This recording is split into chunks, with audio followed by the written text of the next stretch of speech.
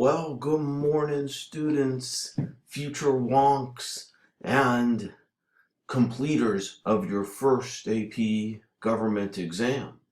As we collect our bearings today, recognizing that it is another late start, and so we have a modified day with shorter periods, let us pause for a moment and reflect that 14 years ago today was the terrorist attack against the World Trade Center in New York and against the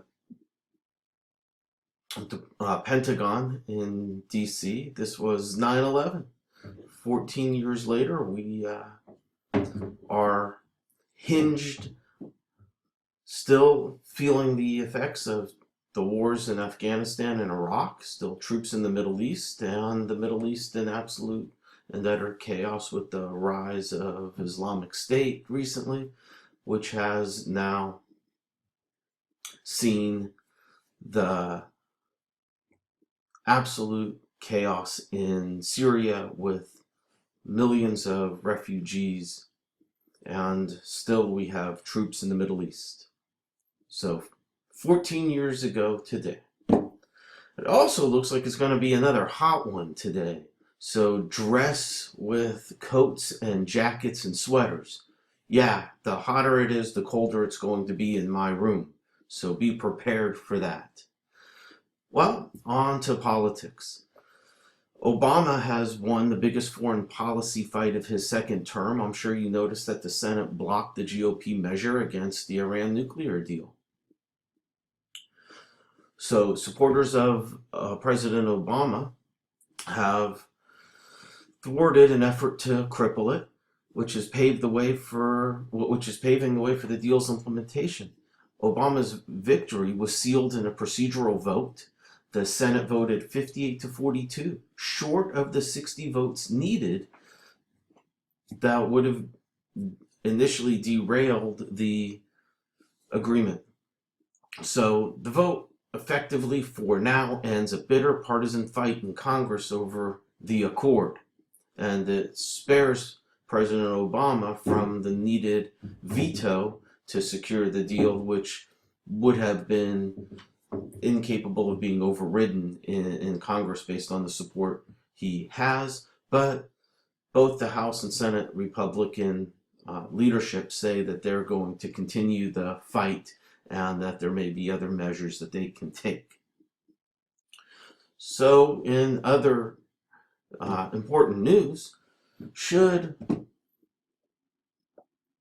gender be an issue in the military? The Marine Corps is wrestling over gender issues, and commanders in the Marine Corps have signaled that they're going to probably fight the Defense Department order to allow women to join the infantry, artillery, and other ground-based combat units. Should women be serving in this capacity? Something to think about.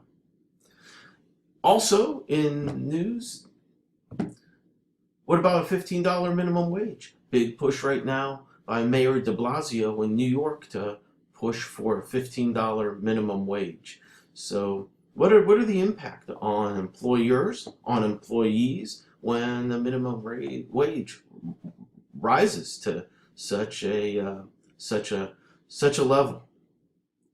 So today, the president and First Lady marked the 14th anniversary of 9/11, and they'll have a moment of silence at 8:45 this morning, which has already occurred by the time you're watching this. The president and John Kerry will meet at 11:45. At 3 p.m., he'll hold a town hall in Fort Meade with service members from around the world. Vice President Joe Biden will deliver remarks at the 9/11 Memorial motorcycle ride kickoff event in New York City. Homeland Security Secretary Jeh Johnson delivers remarks at 9:45, and Defense Secretary Ash Carter will deliver remarks at 2 p.m. at the 9/11 Remembrance Ceremony at the Pentagon. So a very busy day of ceremonies for the executive branch. Congress hosts I'm sorry, Congress is having a meeting at 9 a.m. to consider. The House will meet at 9 p.m. to consider the measure and the resolution on Iran's nuclear program, and so they will continue that fight, and all of our political candidates will continue to try to gain votes in Iowa and New Hampshire. So a very busy day, even though our day is short. We'll try to get into some of your grades. You'll try to get a handle of my scoring system, which is purely based on trying to help you get as high a grade as possible on the AP exam. And we will move slowly into another good, exciting weekend with the opening day of NFL football. I cannot wait. My Dolphins should get a win to begin with, but in the NFL, you can't count your chickens before they have hatched. And Saturday, we'll do a second coffee chat, talk about economics, and economic policy. So, hope to see you there. Thank you, and see you in just a couple of minutes. Well, an hour or so, after I interview freshmen some more and tell them about how great Valley High School is.